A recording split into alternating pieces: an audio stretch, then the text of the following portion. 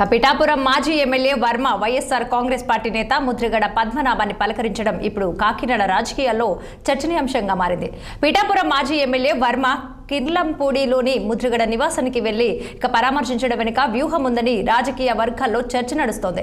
పిఠాపురం నియోజకవర్గంలో జనసేన పార్టీ అవలంబించిన వ్యూహాల వల్ల తన స్థానం కోల్పోయిన వర్మ పవన్ కళ్యాణ్ పై పోరాటానికి పరోక్షంగా ముద్రగడ సహకారాన్ని కోరుతున్నారని ప్రచారం జోరందుకుంది.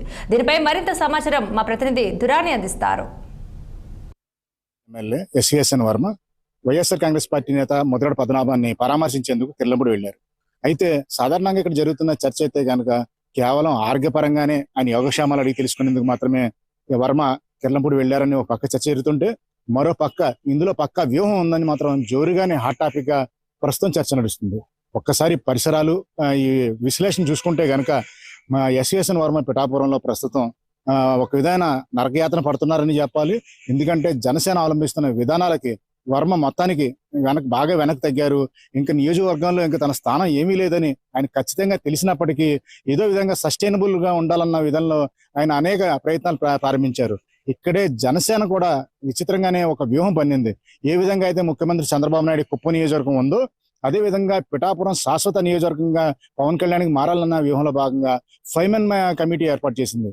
ఇందులో భాగంగా ఈ 5 మెన్ కమిటీ నియోజకవర్గ అభివృద్ధితో పాటు ప్రతి మండలానికి గ్రామానికి 5 మెన్ కమిటీలు ఏర్పాటు చేసుకుంటూ వీధి వీధిలో కూడా జనసేన జెండా రెపరెపలాడించాలి, ప్రతి కార్యకర్త జనసేనకు మాత్రమే ఉండాలనే వ్యూహాన్ని మాత్రం పక్కగా రచించారు. ఇందులో వ్యూహంగా చూసుకుంటే గనక తెలుగుదేశం పార్టీకి కానీ వర్మకు కానీ అక్కడ ఏమాత్రం ఉనికి లేకుండా చేసే ప్రయత్నాలే కనిపిస్తున్నాయి. ఇందులో భాగంగానే వ్యూహంలో అంటే ఏం జరగాలి రాజకీయ పరంగా అన్న వ్యూహంలో భాగంగానే గత కొద్ది రోజుల క్రితం వర్మకి 2 గన్మెన్లను కూటమి ప్రభుత్వం కేటాయించింది. అంటే ఏ పదవి ఇవ్వడానికి జనసేన నిరాకరిస్తున్నందువల్లనే వర్మని ఏం చేయాలి అన్న ఒక తెలుగుదేశం పార్టీ ఒక ఆలోచనలో పడిందని గట్టిగా మనం చెప్పుకోవాలి. ఇదే సమయంలో ముద్రగడ పద్మనాభం కూడా వైఎస్ఆర్ కాంగ్రెస్ పార్టీ తరఫున జనసేన ముఖ్యంగా పవన్ కళ్యాణ్ పై తీవ్రంగా విరుచుకుపడే సందర్భాలు అనేక చూసాం. అయితే గత కొద్ది కాలం క్రితం జనసేన వ్యూహం పన్నిందా లేక ఆటోమేటిక్ గా జరిగిందో గానీ ముద్రగడ పద్మనాభం కుమార్తె క్రాంతి తన తండ్రి పైన తిరుగుబాటు చేయడం, తన తండ్రి విధానం నచ్చట్లేదంటూ ఒక సంచలనం దారితీశారు. అందులో భాగంగానే సాధారణంగా ఎవరు పోరాడినా ఒక ఎత్తు, ఇంట్లో నుంచి శత్రుత్వం బయలుదేరితే కొద్దిగా తట్టుకోవడం ఎటువంటి వరకు కష్టం. అందులో ముద్రగడ పద్మనాభం అంటే చాలా అగ్రనాయకుడు, చాలా ధీశాలి. అటువంటి వ్యక్తికి తన సొంత కుమార్తె ఆ విధంగా చేయడంతో కాస్త గుండె బరువెక్కిందని చెప్పాలి.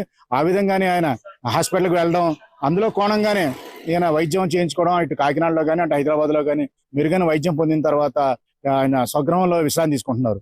ఇదే సమయంలో అంటే ఏ రోజైతే అన్నదాత పూరంటూ వైఎస్ఆర్ కాంగ్రెస్ పార్టీ ఒక ఉద్యమం తలపెట్టిందో, ఆర్డీఓ కార్యాలయం ముట్టడి అంటూ హడావుడిగా చేస్తున్న క్రమంలోనే ఇక్కడ వర్మ మాత్రం కిర్లంపూడిలో వైఎస్ఆర్ అగ్రనేత ముద్రగడ పద్మనాభాన్ని కలిసి ప్రయత్నం చేశారు. సాధారణంగా ఇది ఒక చర్చలాగా అంటే ఆయన ఆరోగ్యాన్ని తెలుసుకునే ప్రయత్నంగా జరుగుతున్నప్పటికీ ఇక్కడ జరిగిన తంతు ఒక వ్యూహం మాత్రం జరిగిందని మాత్రం చాలా ఆలోచన పక్కాగా చర్చ జరుగుతుంది. ఎందుకంటే ఇద్దరికి ఉమ్మడి శత్రువు. సాధారణంగా చూసుకుంటే కనుక 2009 ఎన్నికల్లో ప్రజారాజ్యం పార్టీ తరఫున వంగా గీత మొదటి స్థానం ఎమ్మెల్యేగా గెలుపొందారు. అదే సమయంలో ఎస్ఎస్ఎన్ వర్మ తెలుగుదేశం పార్టీ తరఫున 2వ స్థానంలో కేవలం 1000 ఓట్లు వెనకబడ్డారు. 3వ స్థానంలో కాంగ్రెస్ పార్టీ తరఫున ముద్రగడ పద్మనాభం పోటీ చేశారు. కేవలం 2వ స్థానానికి 2000 ఓట్లు తేడాతో వెనకుండిపోయారు. కేవలం అప్పుడు హెల్దీ రాజకీయాలు నడిచినాయని అందులో భాగంగానే ముద్రగడ పద్మనాభాన్ని ఆనాటి తన ప్రత్యర్థి కాబట్టి పరామర్శకు వెళ్లారని తెలుగుదేశం నుంచి ఒక రకమైన వ్యాఖ్యానాలు వెలువడుతున్నప్పటికీ ఉమ్మడి ప్రత్యర్థి పవన్ కళ్యాణ్ కాబట్టి ఆయన్ని ఏదో విధంగా ఢీకొట్టాలంటే వర్మ ఒక్కడు సరిపోడు. ఎందుకంటే వర్మ అక్కడ ఢీకొట్టకపోతే తెలుగుదేశం పార్టీకి స్థానం ఉండదని, అక్కడ కేవలం జనసేన తప్పించి మరి ఏ పార్టీ కనబడదని వ్యూహంతోనే వర్మని ప్రోత్సహిస్తుంది తెలుగుదేశం పార్టీ. ఇందులో భాగంగానే ఒక్క వర్మే సరిపోడు, అతనికి గట్టి ప్రత్యర్థి కావాలంటే ముద్రగడ పద్మనాభం కుటుంబం నుంచి కూడా ఈ విధంగా ఉండాలి అన్న వ్యూహంతోనే ముద్రగడకు కూడా ఈ విధంగా కలిసి సంఘీభావంతో ఈ విధంగా లాగుతున్నారని కూడా చర్చ జరుగుతుంది. అయితే కొంతమంది అయితే వర్మ వైఎస్ఆర్ కాంగ్రెస్ పార్టీలో చేరతారని చెప్తున్నప్పటికీ ఇది జరిగే పని కాదు. స్పష్టంగా వర్మ మాత్రం తెలుగుదేశం పార్టీలోనే ఉంటారు. తెలుగుదేశం పార్టీ ఉనికి చాటేందుకే ఆయన అనేక రకాల అస్త్రాలు వాడేందుకు సిద్ధంగా ఉన్నారు. ఈ క్రమంలోనే ఆయన ముద్రగడ పద్మనాభాన్ని కలిశారని మాత్రం గట్టిగానే చర్చ వినబడుతుంది. వీడియో చిన్నితో నదీం కందురాని, కాకినాడ.